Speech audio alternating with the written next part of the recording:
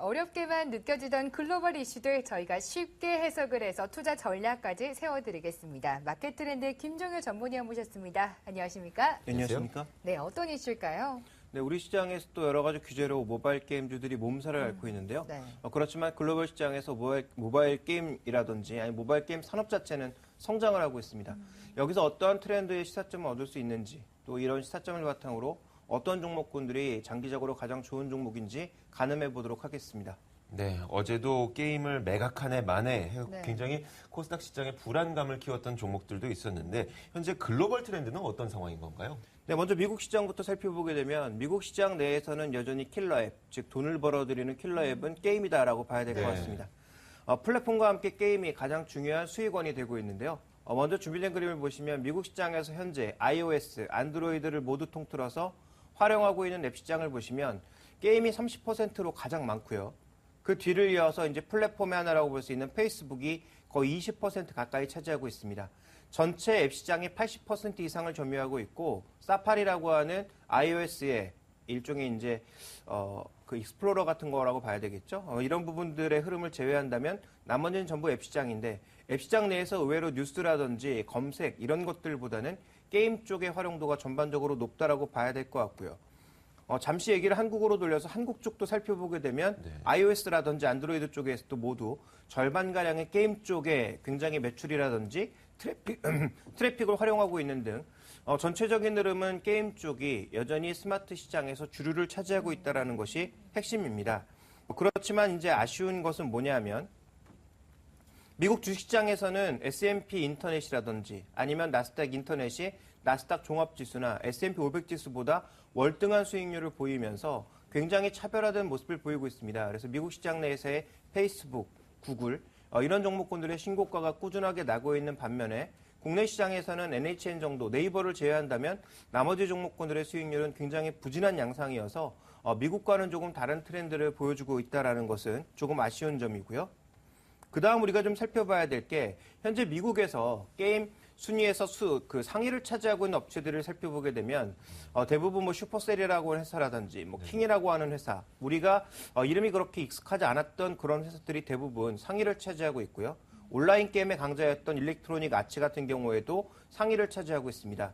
일매출이 지금 80만 달러 이상 나오고 있는 상황이기 때문에 이제 월 벌어들이는 돈이 거의 뭐 700억 가까이 벌어들이고 있으니까 네.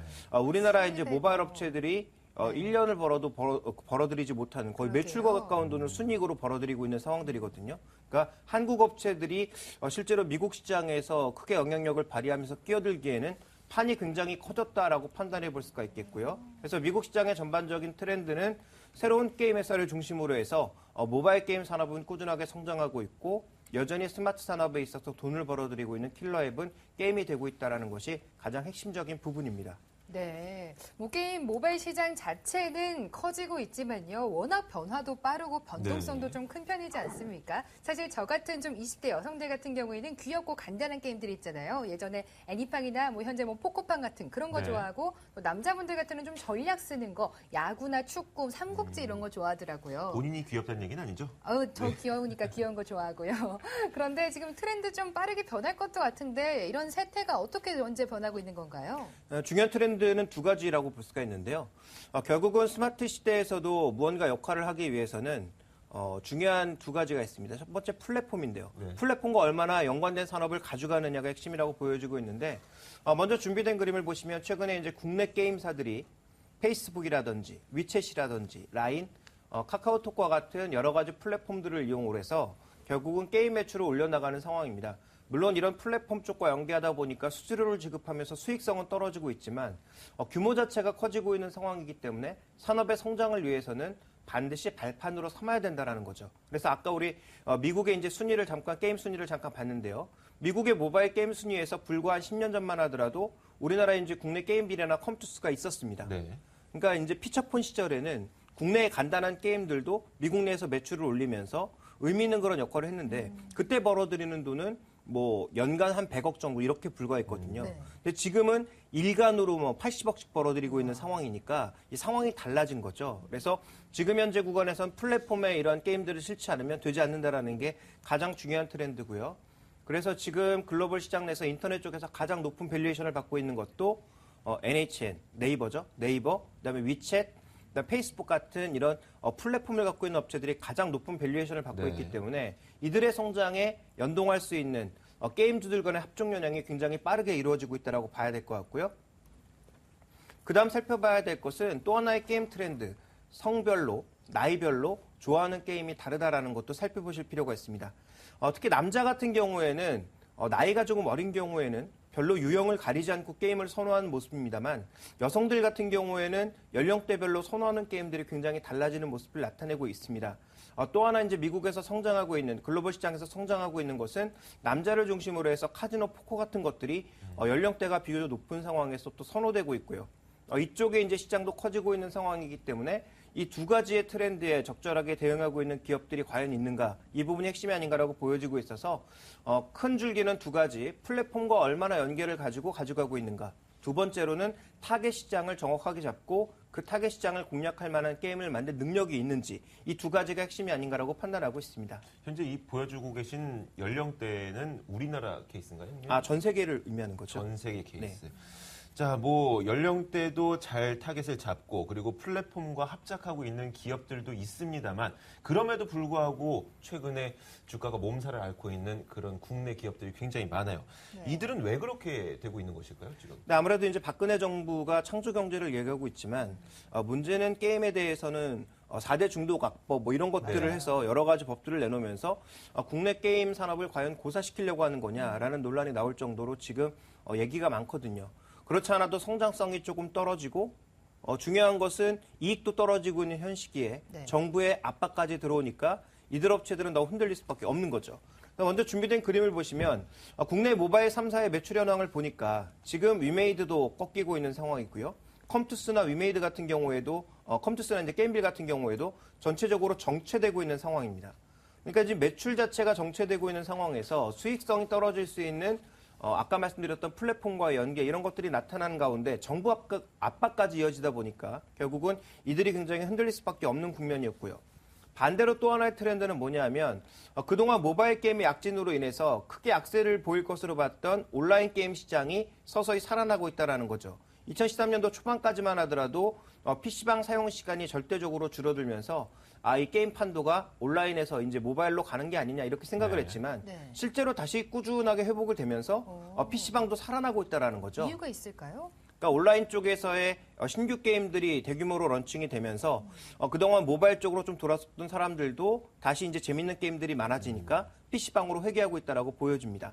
그렇다면 글로벌 트렌드와 함께 국내 이 두 가지 지표를 살펴보면서 우리가 전략적인 판단을 해보자면 말씀드렸던 이 플랫폼과의 연계 가능성이 있는 종목인지 또 타겟팅된 종목인지 네. 또 온라인 시장의 약진에 부응할 수 있는 종목인지 이 부분을 살펴봐야 된다는 거죠. 그래서 관련된 종목을 말씀드리자면 모바일 게임 쪽에서는 위메이드나 NHN 엔터테인먼트가 가장 유망할 것으로 예상이 되고 있는데요. 이제 NHN 엔터테인먼트 같은 경우에는 라인이라고 하는 플랫폼을 활용할 수가 있고요. 위메이드는 페이스북이라든지 아니면 현재 지금 카카오톡의 지분을 갖고 있기 때문에 이와 관련된 플랫폼을 활용할 수 있고요. 또 하나 이제 해외 시장 진출이 굉장히 중요한데요. 왜냐하면 국내가 정체가 됐으니까 해외로 얼마나 진출할 수 있느냐가 굉장히 중요한데 이 해외 진출에서 NHN 엔터테인먼트 같은 경우에는 가장 쉽게 활용할 수 있는 바로 라인이 있다라는 거죠. 네. 그러니까 라인 쪽에서 또 전반적인 매출 비중이 가장 높은 게 지금 게임이고 네. 아직까지 일본, 대만 비중이 절대적으로 높지만 향후 더 넓어져 나간다면 이와 관련돼서 가장 연동할 수 있는 종목은 그동안 우리가 좋아했던 게임빌, 컴투스, 그다음에 네오이즈 게임즈 이런 종목이 아니라 바로 NHN 엔터테인먼트와 함께 위메이드가 될 가능성이 높다라는 쪽에 무게를 두셔야 될 것 같습니다. 그렇다면 현재 지금 회복되고 있는 온라인 쪽에서는 여전히 NC소프트를 주목할 수밖에 없는데요. 블레이드 앤 소울이 국내에서는 약간 실패하는 모습을 보였지만 중국 내에서는 지금 굉장히 기대감을 많이 가지고 있는 상황입니다. 물론 결과물을 보고 다시 실망할 수도 있겠지만 어쨌든 지금은 기대감이 커져가고 있는, 즉 모멘텀이 강화되고 있는 시기이기 때문에 온라인 쪽에서 우리가 관심을 가져볼 만한 종목군은 최근에 넥슨과 함께 계속 글로벌 시장에 발을 넓혀나가고 있는 NC소프트가 되지 않을까라고 판단하고 있어서 여타 게임주들보단 이들 세 종목을 주목하시는 게 중요할 것 같고요. 장기적으로의 투자 가능성을 보면서 이들 종목의 저가 매수의 시점이 다가오고 있다. 이렇게 판단하고 있습니다. 네, 네. 저는 개인적으로 이 신데렐라 법이라든지 이 게임 중독법이라든지 이런 것들은 국가에서 하는 게 아니라 가정교육에서 책임져야 될 부분을 너무 국가가 침해하고 있는 부분이 아닌가라는 굉장히 아쉬운 부분도 좀 갖고 있는 맞습니다. 부분이에요. 게다가 정신의학계에서도요, 사실 게임 중독 자체가 아직은 좀 가설이라는 이야기도 많이 나오고 네. 있는 만큼 좀 더 조심스럽게 접근을 해봐야 될 것 같습니다. 게임 업계도 좀 살았으면 좋겠네요. 맞네요. 게임 중독법이란 분위기 때문에 사실 게임 관련주에 투자하기를 좀 아직 두려워하시는 분들 많으신데요. 전략 확실하게 세워주셨습니다. 우선 게임 같은 경우에는 다른 기타 한류 문화에 비해서도 수입 자체가 연간 한 8천억 원, 네. 거의 5배 이상이 나고 있다고 해요. 그만큼 좀 더 해외로 진출하고 있고 플랫폼도 잘 활용하고 있는 위메이드나 NHN 엔터테인먼트, NC소프트까지도 관심 가져봐야겠습니다. 마켓 트렌드의 김종효 전문위원과 함께했습니다. 고맙습니다. 감사합니다.